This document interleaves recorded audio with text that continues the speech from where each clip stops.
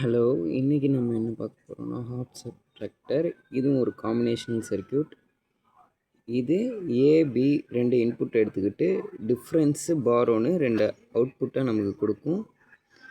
இது நார்மலான சப்ட்ராக்ஷன் நமக்கு தெரிஞ்சால் ஈஸி தான். இப்போ இதுக்கான ட்ரூத் டேபிள் பார்ப்போம். ட்ரூத் டேபிளில் 0 0ன்னு இருந்தால் 0 மைனஸ் 0 0. ஸோ டிஃப்ரென்ஸு ஏவையும் பியையும் மைனஸ் பண்ணி என்ன வேல்யூ வருதோ அதை தான் நம்ம டிஃப்ரென்ஸில் எழுதணும்.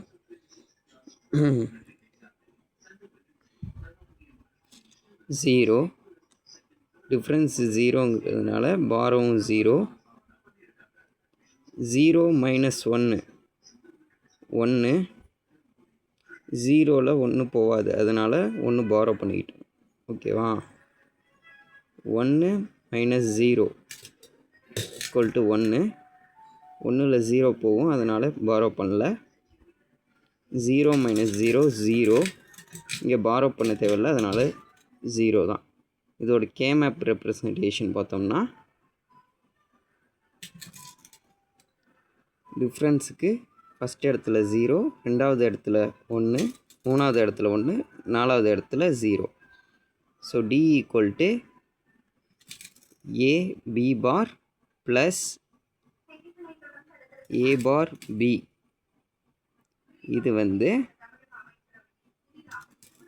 A XOR B மாதிரி இருக்கு. இது XOR கேட்டோட அவுட்புட். அடுத்தது பாரோவுக்கான கேமேப் பார்த்தோம்னா ஃபஸ்ட் இடத்துல 0, ரெண்டாவது இடத்துல 1, மூணாவது இடத்துல 0, நாலாவது இடத்துல 0. இதில் A bar B, A bar B. பாரோவுக்கு A பார் B தான் ஆன்சர். இப்போ இதுக்கான லாஜிக்கல் டயக்ராம் பார்ப்போம். ஃபஸ்ட் என்ன? A XOR B டிஃப்ரென்ஸுக்கு பார்ப்போம்.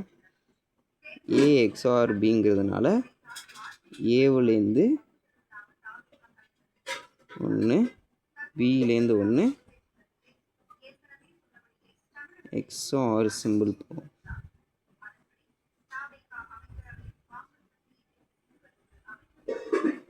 இது difference equal to A XOR B. அடுத்தது என்ன? பாரோவுக்கு A பார் B. இதுக்கு A பார்லேருந்து 1, பியிலேருந்து 1 எடுத்து எதில் இருக்குது? மல்டிப்ளிகேஷனில் இருக்கிறதுனால அண்டு கேட் எடுக்கணும். அண்டு கேட் எடுத்து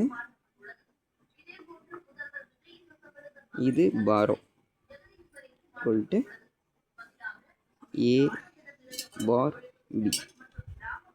Okay, thank you.